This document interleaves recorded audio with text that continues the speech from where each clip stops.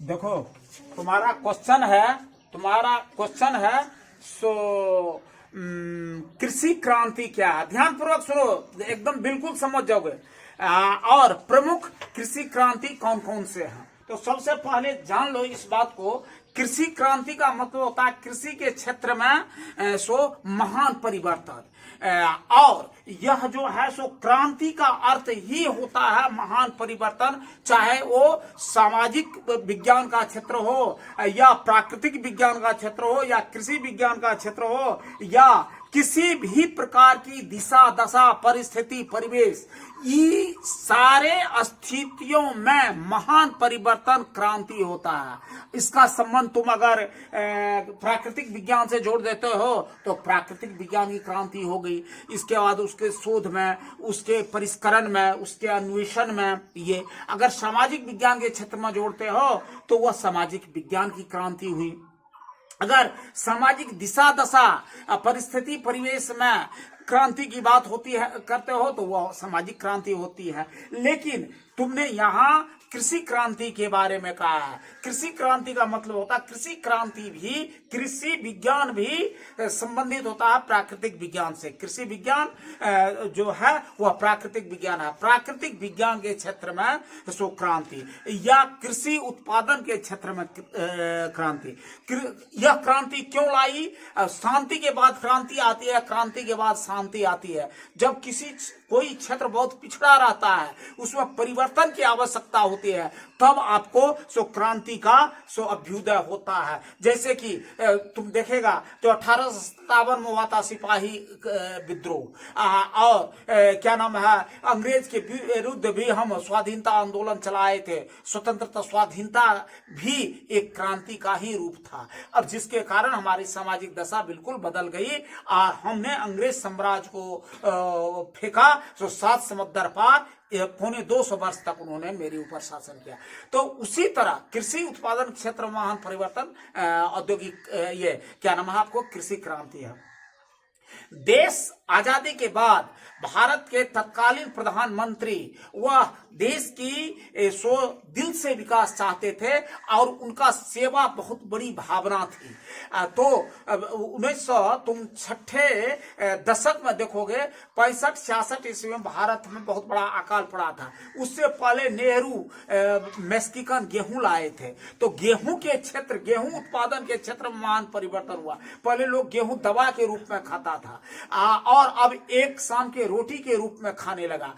और गेहूं के उत्पादन में सिर्फ हम आत्मनिर्भर ही नहीं हुए बल्कि निर्यात करने के लिए तत्पर हो गए। तो वह क्रांति कहलाई थी हरित क्रांति। इसी तरह हमारा पौष्टिक भोजन है सो दूध, अंडा, फल, ये सब, टमाटर, ये सब। तो इस सब के भी उत्पादन में बहुत ज्यादा क्रांति आई है और उन सारे क्रांतियों को अलग अलग हेड में हम जानेंगे। जी वैसे तो क्रांति अभी तक 118 से भी ज्यादा हो गई है, लेकिन 12 क्रांति जो है सो तुम लोगों के लिए अति प्रमुख है। जैसे कि पहले हम लिख चुका हूं, क्रांति का अर्थ होता है महान परिवर्तन। चाहे परिवर्तन का क्षेत्र सामाजिक विज्ञान हो अथवा प्राकृतिक विज्ञान, स्थिति, अवस्था, दिशा, दशा में आमूल परिवर्तन हो जाता है। कृषि विज्ञान, कृषि क्षेत्र या कृषि विज्ञान के क्षेत्र में क्रांति जो आई है उसको निम्न रूप में हम दर्शित कर सकते हैं।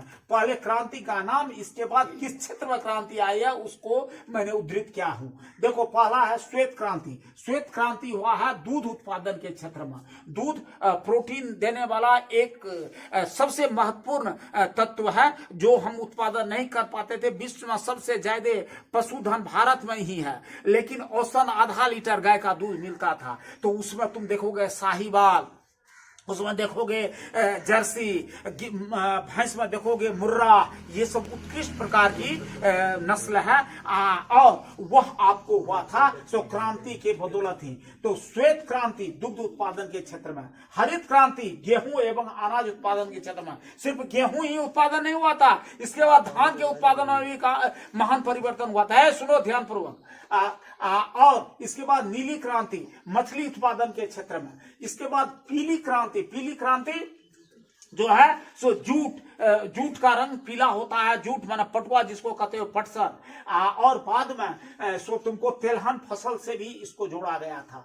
और इसके बाद वह हो गया तुमको पीली क्रांति। एक लाल क्रांति, लाल क्रांति टमाटर बड़ा ही सो चाहे उसका सलाद ये करें, चाहे उसका हम चटनी बनावे, सॉस बनावे या नहीं, तो भोजन के सो एक उत्प्रेरक के रूप में उसका प्रयोग करें, वह बहुत महत्वपूर्ण होता है। तो वह आपको टमाटर उत्पादन, लाल रंग टमाटर का होता, पका लाल क्रांति याद रखने के लिए याद रहेगा। काली क्रांति, काली क्रांति होता है पेट्रोलियम के उत्पादन। पहले हमारा सो सिर्फ असम राज्य में उत्पादन होता था पेट्रोलियम का, लेकिन अब तो हम सो गुजरात, बाद में गुजरात में भी होने लगा, महाराष्ट्र के हाई क्षेत्र में, मुंबई हाई में होने लगा, जो समुद्र के नीचे मचान बना करके पेट्रोलियम पदार्थ निकाला जाता है। पेट्रोलियम का अर्थ होता है पेट्राजोलियम, धरती से निकलने वाला तेल। उसके जो कच्चा तेल निकलता है उसको विविध प्रभाग में पेट्रोल में, केरोसिन में, पैराफिन, मोम सब में तोड़ा जाता है।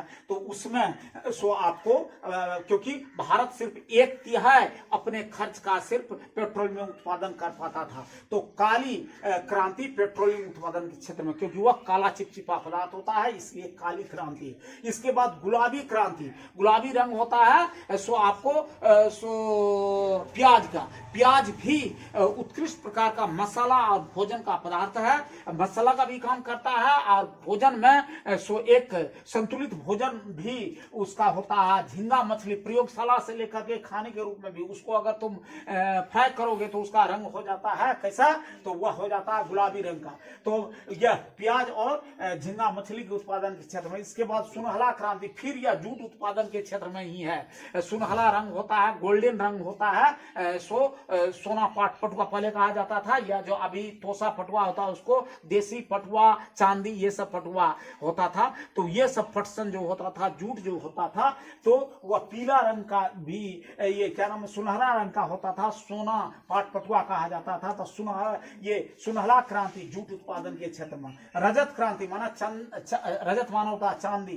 अंडा भी हमारा प्रोटीन देने वाला उत्कृष्ट प्रकार का भोजन है, वह उसके उत्पादन के क्षेत्र में। स्वर्ण क्रांति, स्वर्ण क्रांति माना सोना का क्रांति। सबसे अच्छा सो हमारा भोजन में फल और सब्जी होता है। फल और सब्जी के उत्पादन क्षेत्र में भी हाइब्रिड का ढेर सारा सो सब्जी उत्पादन हो रहा है। सो उसी के क्षेत्र में सो उत्पादन के क्षेत्र में महान परिवर्तन लाया और स्वर्ण क्रांति के ही बदौलत हुआ हो सका। फल अभी कश्मीर में चलो जाओगे, हिमाचल में चले जाओगे तो अनार, ये क्या नाम है तुम्हारा, जितना भी सेब होता है सो उत्कृष्ट प्रकार का, उसमें बहुत ज्यादा अनुसंधान हो करके कम जमीन में बहुत ज्यादा उत्पादन हुआ रहा है, उसका यील्ड बहुत अधिक बढ़ गया, वो स्वर्ण क्रांति की बदौलत फल एवं सब्जी उत्पादन के क्षेत्र में। भूरी क्रांति, यह होता है उर्वरक उत्पादन के क्षेत्र में। उर्वरक जब तक हम डालेंगे नहीं तब तक सो आशातीत सफलता हम कृषि उत्पादन में नहीं ले सकते हैं। सारे